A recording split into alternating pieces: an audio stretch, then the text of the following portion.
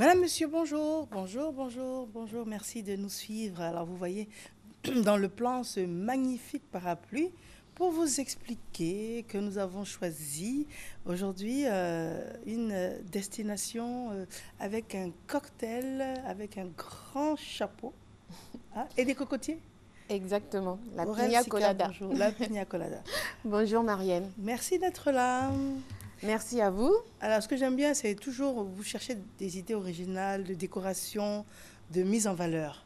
Donc, il y a le produit qui est bien fait, mais également, c'est important de mettre en valeur le produit. Oui, ça donne de l'appétit de voir un produit bien présenté. C'est sûr que ça donne envie déjà de goûter et ensuite d'apprécier. D'accord. Alors ce matin, je voulais vous proposer une tarte parce que il y a beaucoup de personnes qui aiment bien manger salé quand même le matin. Donc j'ai pensé à une tarte méditerranéenne qui est très, on va dire très équilibrée parce qu'elle est pleine de légumes.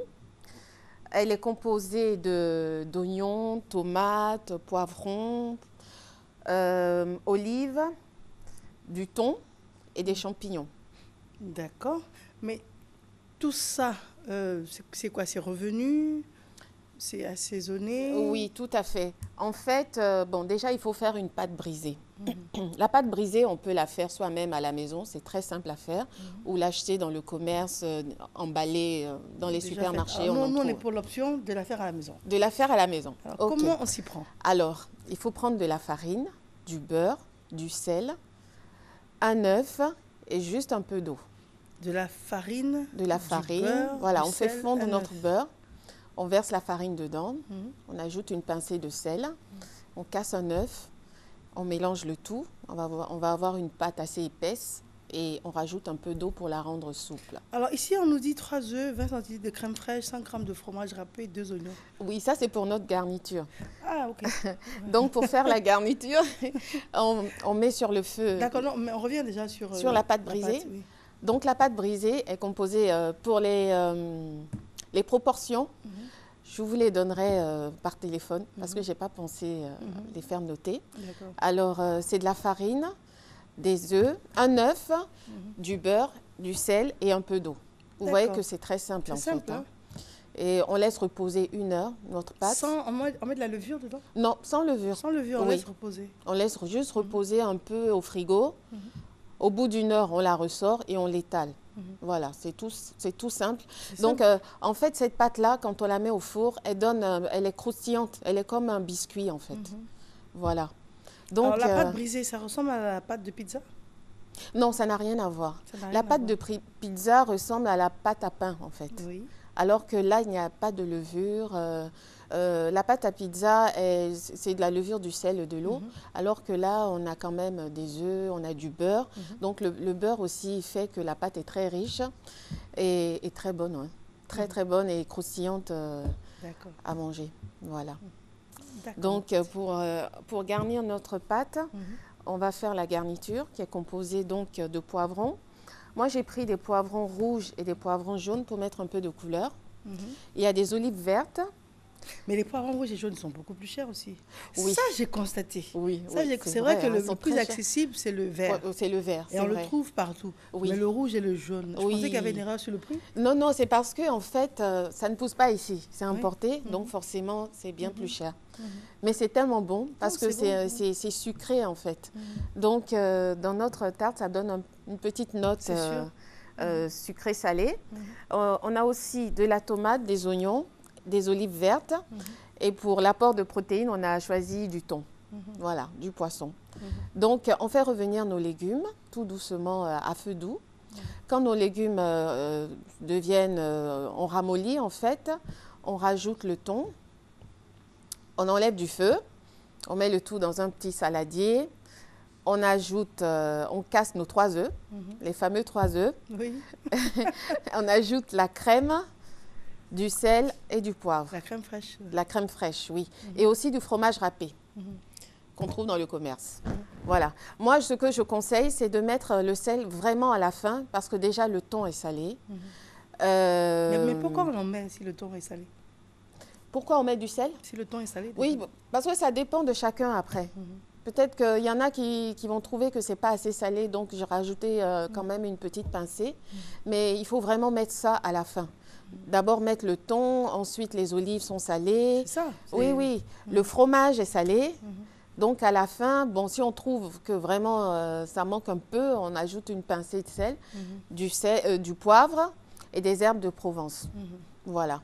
Et donc on met tout ça au four. Avant de mettre ça au four, j'ai oublié de préciser, il faut d'abord mettre notre pâte à cuire. Donc la pâte, en fait, on l'étale, on la met au four. On attend quand elle commence à devenir un peu brune, on voit qu'elle est en train de cuire. C'est là qu'on ajoute notre garniture. Et donc, du coup, la garniture qui avait déjà été préparée sur le feu, mais qu'on a juste ensuite rajouté un peu de fromage, les 3 œufs.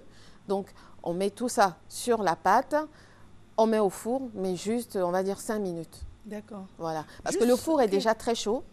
Et la pâte est cuite? La pâte est cuite, donc c'est juste le temps que les œufs, en fait, cuisent et fassent le lien entre les différents ingrédients.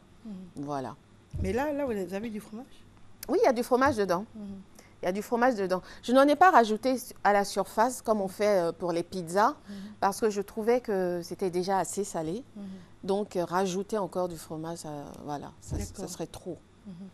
Et ça, c'est une proposition pour le petit déjeuner? Oui, c'est une proposition pour le petit déjeuner. Après, on peut en manger à midi ou le soir, accompagné d'une salade. Mais pour le petit déjeuner, moi, je la propose accompagnée de fruits. Vous voyez, j'ai ramené des kiwis et des bananes. Les kiwis sont des fruits très riches en vitamine C. C'est très, très bon pour la santé. On en parlait la dernière fois, vous vous en souvenez? Très bien. Voilà. Donc, les kiwis, on peut aussi les utiliser pour faire un smoothie. Si on n'aime pas les manger, parce qu'on peut les manger directement avec une petite cuillère. On a notre fruit, là, on prend la petite cuillère et on mange le kiwi directement. Ça a un côté un peu acide quand même. Oui, c'est un peu acide, mais c'est bon, hein. Oui, c'est super bon. Et puis, pour très tard, je vous propose la pina colada pour l'apéritif. C'est magnifique ce plan des kiwis, ça donne envie. Alors, vous avez dit qu'on peut également le décliner en smoothie. Oui, on peut. C'est-à-dire? Donc, en fait, on peut prendre pour 4 personnes. Malheureusement, je n'ai pas de visuel à présenter, mais pour 4 personnes, on peut prendre... On peut tout dire. On est entre nous. Oui. Le smoothie, c'est renversé en fait. Oui, c'est ça. Le smoothie s'est renversé, on donc vous dit malheureusement... tout. Il y avait un magnifique smoothie à vous montrer. Malheureusement, il s'est renversé. Il s'est renversé. L'intention vaut l'action. Exactement. Merci, Mariem. Vous avez sauvé la situation. Donc, pour faire le smoothie que j'ai fait tout à l'heure qui s'est renversé, pour 4 personnes, j'ai pris 6 kiwis, 4 bananes, un peu de lait. J'ai mixé le tout. Moi, je rajoute toujours un peu de sucre vanillé parce que j'aime bien la touche de vanille. Le vanille, c'est une belle odeur en plus. Oui, ça sent très très bon, oui. Et donc, on mixe le tout et c'est tout. Voilà, pour l'apport de fruits. Donc, on peut manger soit nos fruits en plus, tout simplement. Parce que ce n'est que du lait, ce n'est pas de la crème fraîche. Non, non, ce n'est pas de la crème fraîche. C'est vraiment, c'est juste du lait. Donc, kiwi, banane, par kiwi, exemple. banane, un peu de sucre vanillé, un peu de lait, c'est tout.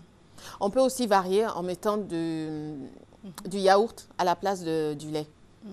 Ça donne un smoothie plus épais, mais c'est tout aussi bon. Voilà. D'accord. Très bien. Voilà. Donc, ensuite, on passe à notre pina colada. La pina colada, c'est un mélange de jus d'ananas, de lait de coco et de rhum blanc.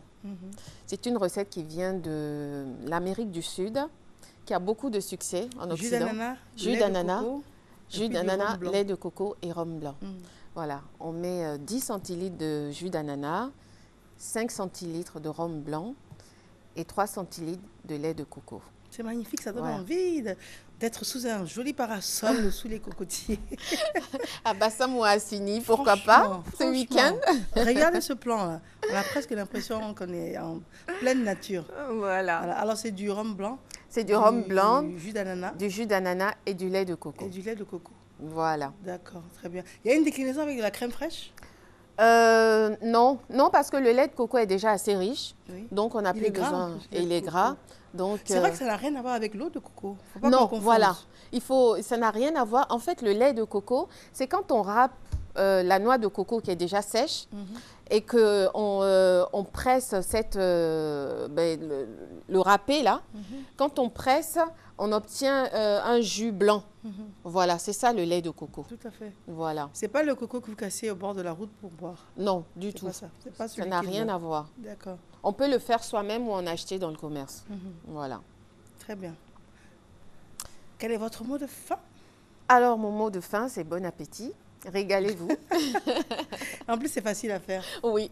C'est ce qui est génial. Et c'est très bon. D'accord. J'espère que vous en goûterez tout à l'heure. Hein. Avec grand Vous me plaisir. ferez honneur. Avec grand plaisir. Merci, Marianne. Sika. Alors, Voilà. votre passion, c'est la cuisine et puis les cocktails également. Exactement. J'aime beaucoup les cocktails. Ça ne veut pas dire que je sois une, une alcoolique, pas du tout. Non, ça n'a rien à voir. En plus, il y a Mais, beaucoup de cocktails qui ne sont pas alcoolisés.